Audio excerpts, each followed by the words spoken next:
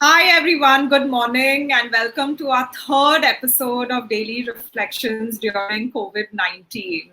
As you know, I started this on Sunday with Prathama, and yesterday I spoke with Supreet, and today we have with us Nappinai. Hi, Nappinai. Good morning. Hi, good morning. So Nappinai is an advocate Supreme Court. I'll let her tell you what she is, but she's an amazing person, and it just reminds me of this quote that I read today. It's a great day to be amazing. We may choose to crib. It really is your choice how you look at this situation. We may choose to crib, or we can make lemonades out of lemons. Truly, this time is precious. Nappinai and I were chatting earlier in the studio, the virtual studio, and we were just, talking about how our hectic travel has come to a standstill, and it's really a good breather for all of us. So, Nappinai, welcome to my chat show, Daily Reflections. Why don't you Thank you tell? for having me here, Elsa. Yeah, and why don't you tell our audience who you are? You're such an amazing person. Thank you. That's so nice to hear first thing in the morning, right? Well, I wear many hats. I am a practicing advocate. That's my primary identity. I practice in the Supreme Court and the Bombay High Court. And that's one of the reasons why I travel a lot. I specialize in cyber laws apart from my other regular work in constitutional and criminal law and IPR.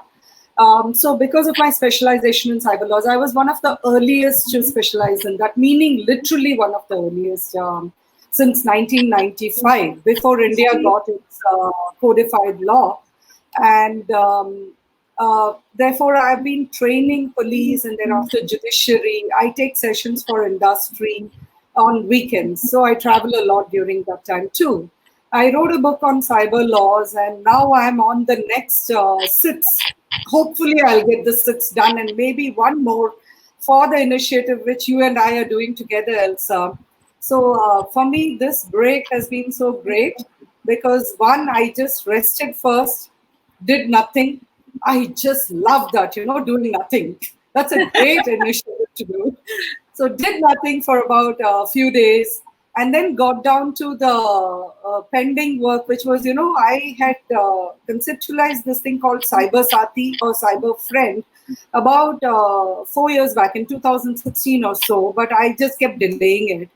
And then, we talked and you have stimulated the whole thing. We have done a pilot run in Rajasthan in February. One more of those hectic trips we did. That was a fabulous session we had there with the girls and very, very bright girls of Banastali Vidyapith, and also the session with the villagers there. That was a bit of a eye opener. I'll tell you what I'm doing because of that also. It's a little crazy, but it's high time we get a little bit of grounding on that too, I guess. So anyway, so I've been working on launching the website of Cyber Saathi. It was supposed to be done in January, but it's just been going this way. But I'm hoping that I will be able to launch it right now and have it available for people to utilize during their downtime now, when they can go online and get a little bit of sensitization or acclimatization on the various cyber vulnerabilities and threats that are there and how they can protect themselves against that. Yes, that's a lot, and there are so many themes out there, but I'm going to start with what you started with. Why should we feel guilty, or why shouldn't we feel guilty about, the fact that we are doing nothing? And where does that feeling of guilt come from? I realize that we all at some level start acting like hamsters on a wheel, right? We just want to keep going, and somehow on one day, if you're not out of the house, if you're not traveling, if you're not running somewhere, maybe to office, maybe to court, for me it is, and or doing something or the other, keeping yourself continuously busy or occupied, you have started having a sense of fear that possibly it is something like maybe we feel that we are not wanted, or that the world will forget us, or what is the basis of that fear? I quite honestly don't know. But I do remember our 80s time. I mean, I may be giving away my age a little bit by talking about 70s and 80s, but what the heck, right? So, anyway, I remember those times when we would just do nothing. I remember those days, very early days of my childhood, when my favorite spot was hiding myself in that windowsill behind the curtains and reading a book. We had that calmness of mind to read a book and actually assimilate what it had to tell us. Today, when you open a book, your mind is wandering and it is telling you, you have these 20 other things to do. What are you doing sitting around? So, yes, you're absolutely right. One is, I feel there is not just a guilt factor, but also a fear factor about wanting to be wanted all the time or something like that. And I think we need to get out of that. The world, as the song goes in My Fair Lady, the world will spin without us. That's so true. The world will spin without us. And it's the fear of missing out. But we create those fears ourselves. And I remember, when we were talking and I was sharing that when I first started my career, I didn't really want to be in the rat race. And that's why I chose to be a flight attendant. And somehow along the way, I got sucked into the rat race. Yeah. And then I decided, I'm going to just quit corporate. And people thought I was crazy. And they said, when are you going to get a real job? And I'm like, I am working really hard, the hardest ever. And you did something similar as well, right? Where you were at the top of your game in the Madras High Court, Bombay High Court, and you had a firm, and then you gave it all up to have your own practice. And it's about quality rather than quantity, I would suggest, right? So what do you have to say about that? See, in fact, you're absolutely right. I have done this process. I'm, technically a first generation lawyer. My grandfather and up to my grandfather, everybody in his family were lawyers. But my father's generation, the entire generation of cousins, whatever, decided they didn't want to get into law. So here I am coming into law after a gap in the legacy system, which means everything is gone. You have to start from scratch. So I am a first generation lawyer. So I got into this with a complete passion. So I'm very happy that after nearly about 30 years in practice, I mean, like I'm in my 29th year of practice, getting into 30, my passion still survives with respect to law. I'm very happy with that. Built up my practice, made a very good name for myself. And again, I realized that reputation is what counts most in the Madras High Court. Moved to Bombay in 2000, started from scratch. After 10 years of practice and after having made it to the top tier in Chennai, I started right from scratch in Bombay. Very happy that they adopted everything, Nappinai, and, gave me a place there. But when I moved to Bombay, I decided to experiment. So one of the other things which I do is I'm not afraid to experiment, I love trying out new things. So I decided I started practice also as a criminal lawyer.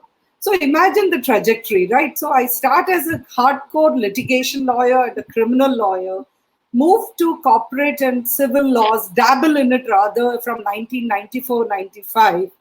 And then I start, IPR was something I was doing from the criminal enforcement side from the beginning. So from 94-95, I get intrigued in terms of cyber laws, because of some of the work I was doing on software licensing, etc. So start reading up on that. I love being ahead of the curve. I love being there in terms of sunrise sectors, trying out new things always. So what do I do when I come to Bombay? I don't decide, I'm already a seasoned litigator, let me get into it. I decided to experiment. I got into a law firm, one of the biggest names in India, Amarchand Mangaldas.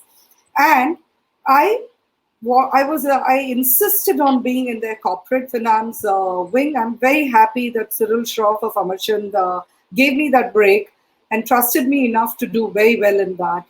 And I was to set up their cyber law and IPR practice. But then I realized that the law firm sector was not for me. I had a very different way of functioning.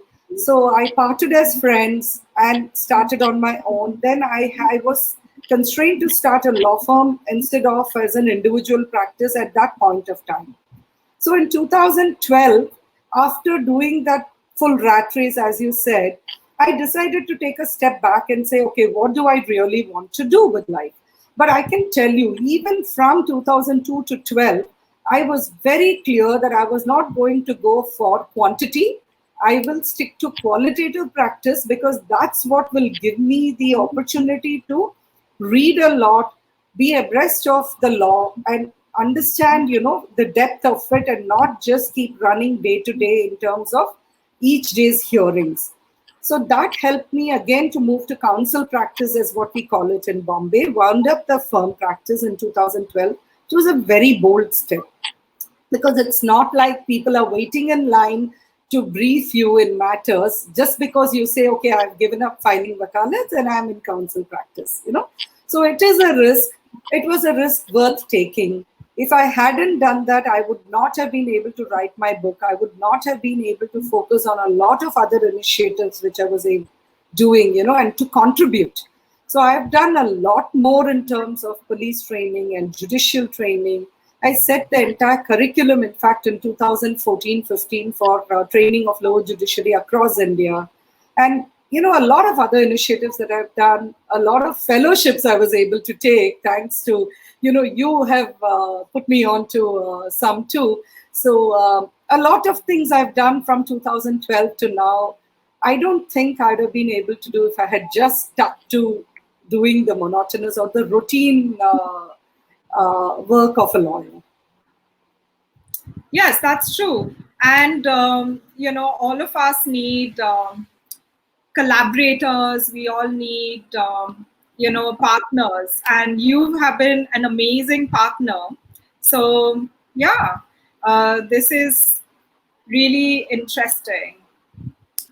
Another question, Nappinai, is, you did a TEDx Warsaw chat with us, right? Yes. You were one of our first women who actually spoke about her journey. I don't want you to talk about the TEDx talk right now, because I put the link up and people can go and check out your amazing TEDx talk, what got you into law and what was your journey, because you weren't really thinking about it early on. You were a very sporty person as well. But I just wanted to, wanted you to reflect on, as women and women leaders, sometimes it's very hard for us to share our story with the outside world. And, we find ourselves having to speak in public and be very vulnerable and open. How does that, how do you handle that? And how can, what are the tips that you would give to other women when they are, starting to open up and show their softer side? Because, as we know, corporate or, the real world is a very hard world out there. We try to emulate men. We want to be like them, strong and, aggressive and not vulnerable. But women and feminine leadership is more about vulnerability. So what are your tips on showing your softer side? And you come from the legal profession, which is mainly male. Yeah, very patriarchal. Yeah. See, if you remember, I started the TEDx talk with this line, that I'm a seasoned public speaker, but that was one of the toughest talks I had to give. And it was the first time I was talking about the personal side of me and not just the legal aspects. So that was very, very difficult. And now I have done a couple of more shows like that, but it was the first one is always the toughest. So when I look at other girls who are coming in today in the profession, as opposed to the way I was in 1991, actually I would say 89, because I joined when I was still a student, which was very unusual at that time.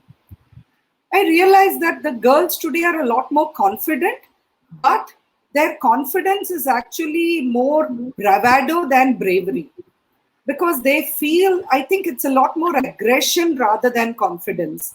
So if I were to give a very quick answer to your question, I would say that they should set aside attitude. They should not use aggression to have to make a point. They should just be confident, and they should know the distinction between the two. Because when you say something assertively, knowing the correctness of what you're saying, it will carry weight. When you say something with anger or angst, or when you say something with merely because you want to position yourself in a particular way, people will see through that. So I would just say, chill, you don't have to. I mean, like, let me put it this way. I was just interviewed recently also on my role in, being a leader in terms of blockchain and cryptocurrency laws. Okay. So this girl who is interviewing me, who read about me and interviewing me from Japan, starts off about, oh, you're a woman in this field, so I wanted to interview you. And then I replied to her saying that my being a woman or my gender is irrelevant to the field of law or, the specialization I choose. It just happens. So and this is something, in fact, I wanted to touch upon during our session today, I really should thank my background on this, where I grew up in a family full of boys. People may think it's great fun, but believe me, it's not so much fun, okay? I'm the only girl with 3 elder brothers, so 4 siblings, and, and then, of course, the other men in the family, like my dad, my uncle, my grandfather. So we were just a handful of women in the house with a predominant group of men at home. But I must really thank my stars that not one of us was gendered that way. There were no roles that any of us had to play, that this is what the girls will do, this is what the boys will do, kind of thing. Everybody did everything. And I assumed in my innocence of that time that that was the norm, that there were no such thing as gendered roles. You can do what you believe in, you can do whatever you're capable of. As I had mentioned in my TEDx talk, yes, I was very timid, and then I grew out of that into a very confident person. But in that journey, had nothing to do with gender. It just was the way I was structured at that point of time. It did not happen. I was not timid because I was a girl. I could have been timid as a boy also. That's what I was trying to say. Otherwise, there were no gendered roles. So I happily went along life thinking this is the way the world is. And then you come into practice, and I did criminal law. So I did deal with some cases of domestic violence, etc. But otherwise, my focus area was white collar offenses. So therefore, you really don't get exposed to personal injury claims and things like that. So again, I'm still in my happy bubble thinking this is the norm. And then you come out of it, okay, I've been very lucky. I have this husband who also has no really, who doesn't believe in gendered roles and all that. Good for him, I would say. But again, I continue in this bubble.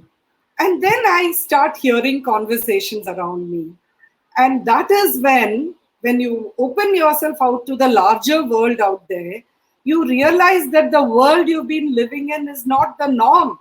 It was the exception, and you were very lucky to be part of that exception.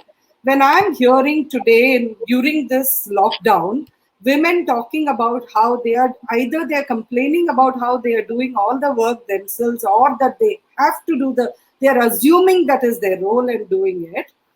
And the other set of women who talk about how lucky they are because the male in the house, it could be the husband or the son, has chipped in saying, let me help you a little bit.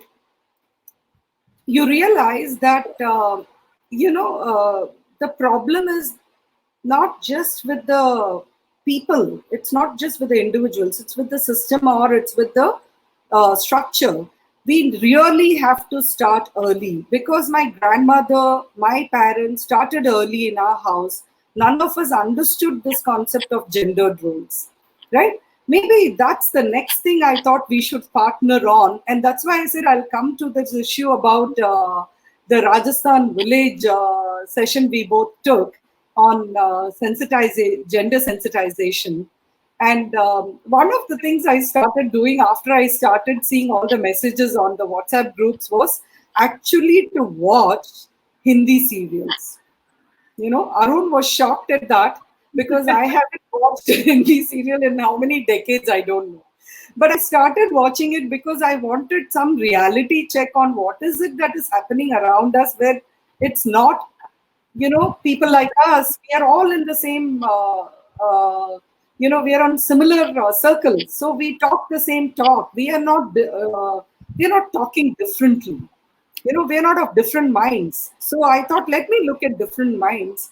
And I realized there indeed is a different world out there. And we have to start taking that world into account when we talk about gender sensitization or gender parity, etc.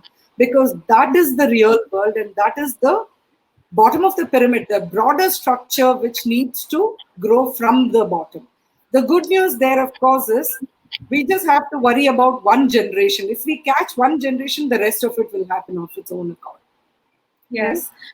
And, we are actually telling people during this time to start at home, observe the gender roles, the gender stereotypes. And this is a great moment in time to have those conversations within the comfort of your home and start from your own self and your own family to unstereotype yourself, and share the workload, have these open and honest conversations, because if we don't start now, it's going to be really, really difficult. Of course, we have done a lot of work in schools and colleges as well, and we are happy to partner with you as always. About the being assertive and aggression, there's also a fine line. You spoke earlier about young girls and giving them advice about being confident, because really it's a long-term game, rather than short-term. So you want to make your point, but you want to carry people along. It sounds, like the younger generation feels, why do you want to do that?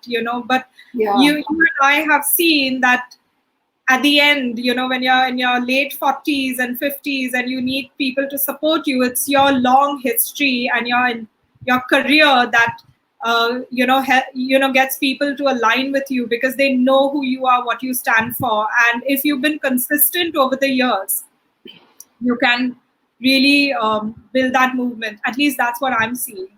So how are you coping, being cooped up in the apartment? Like I said, I've always known that I'm as much of an extrovert as I'm an introvert. So I'm very happy with myself. I have a lot of passions to follow. Haven't had enough time to do all of it, particularly reading.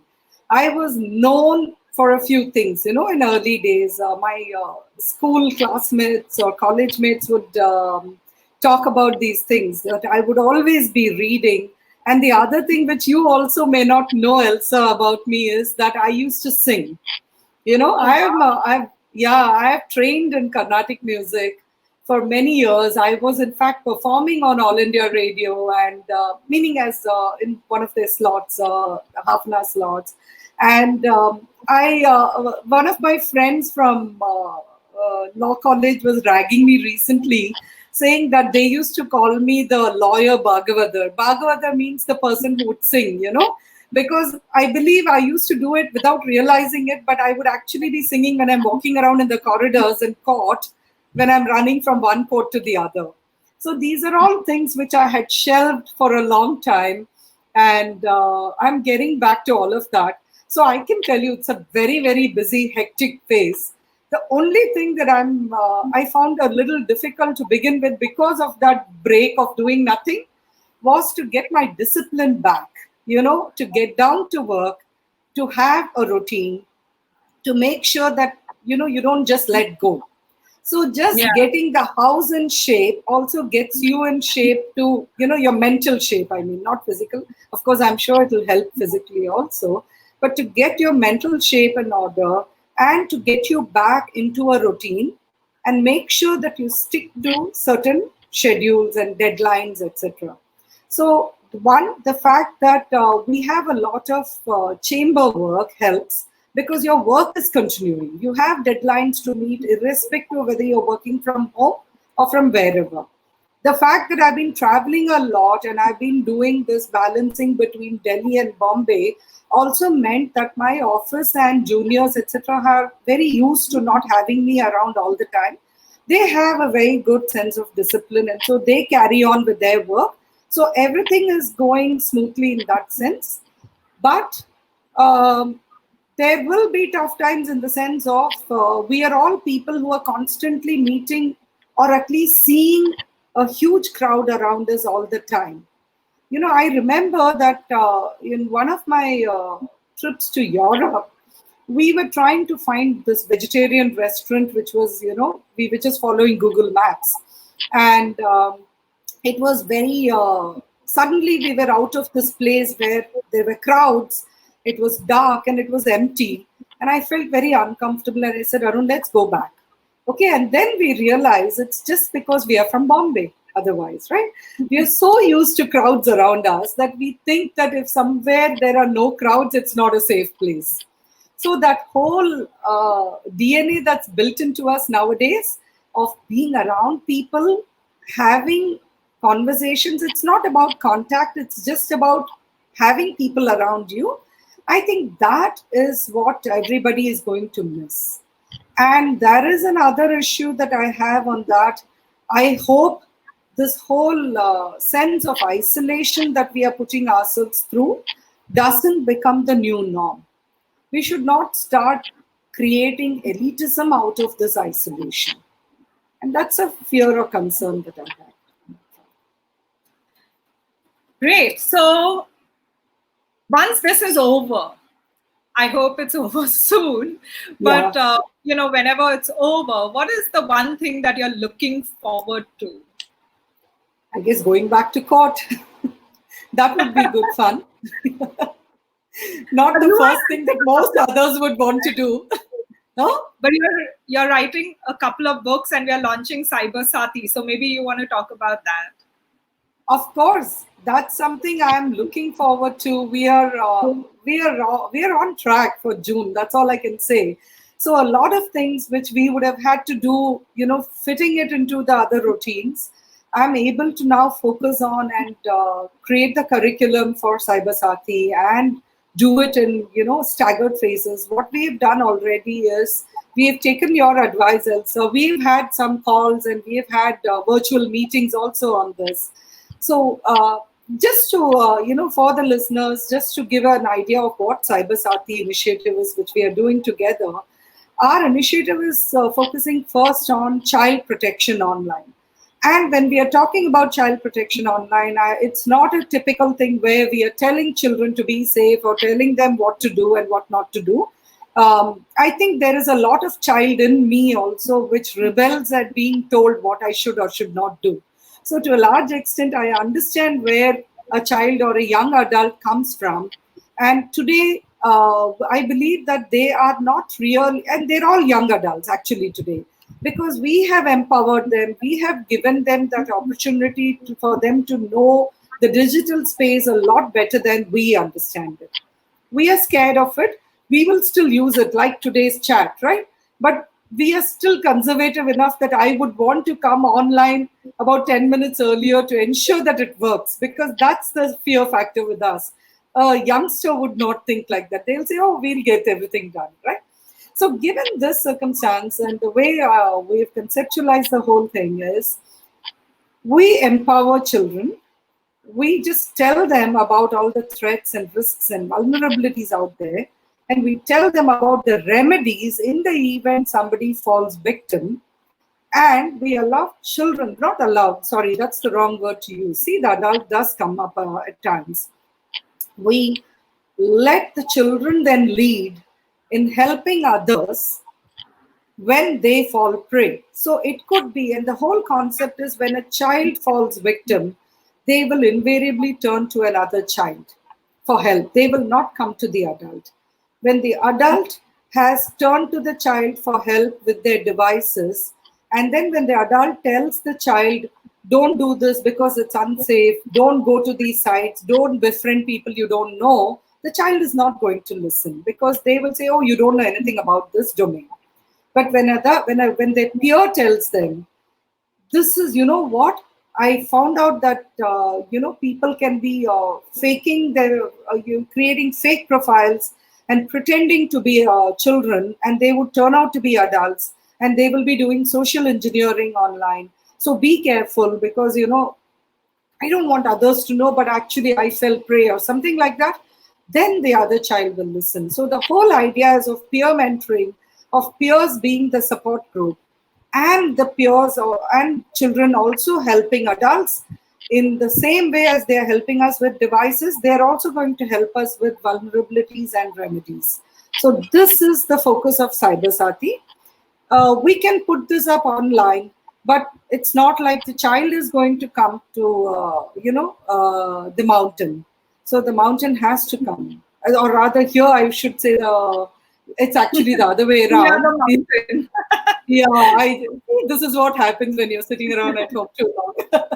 So when we are talking about how do we take this message to children, we decided we will do, when I say we, I mean Elsa and Red Dot Foundation, along with Cyber Saathi and my team of young professionals, very, very committed and enthusiastic lot. I must really thank them for their help and support in this initiative.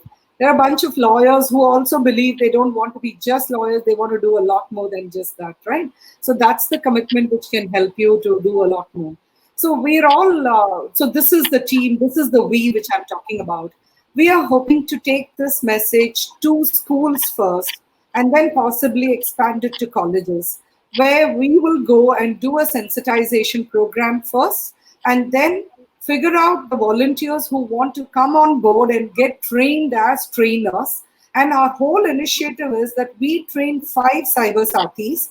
Those Cyber Saathis in turn may just train another 5. But that's how the revolution spreads. And this is our hope. And I'm sure that even a 1 million Cyber Saathis, which is what we are hoping to do as the first leg of our awareness program, is not too far a stretch considering India's young population. So this is something definitely, this is what I'm doing every day, Elsa. This is what I'm focusing on in terms of my work session. And of the books I'm writing, the first one I'm focusing on is the book on Cyber Saathi, which I'm hoping will be some form of an awareness process. Because, when I first conceptualized this, I only thought of it as a book, because the way I looked at it was, if it were to become part of a curriculum, then the child will read it, and so will the teachers, and so will the parents, because parents still play a substantial role in the education of children today. So this is how I thought we would spread the message. And then we have brainstormed a lot on this, and I'm hoping that a lot of things we have discussed, including the very fun, interactive way of carrying this message to children and adults, will be a huge success. Waiting Great. for June for that. So we are using this time with Nappinai's team to actually create that curriculum and all the supporting documents and toolkits that go with it, so that we are ready for June and the rollout of Cyber Saathi. I'm going to stop there. Nappinai, thank you so much. It's always a pleasure talking to you. We can go on and on and on. You're an amazing woman, an amazing lawyer. You write books on law and explain law in such a simple manner that, one wants to then take up law as as a degree ourselves. So thank you once again, and have a wonderful day. Stay safe, stay at home, and find a hobby. Like Nappinai has gone back to singing, Carnatic singing, so classical music. I have started baking again, so do something for your family and unstereotype yourself. Thank you for having me here, Elsa. Lovely. Bye. Have fun. Bye. Bye.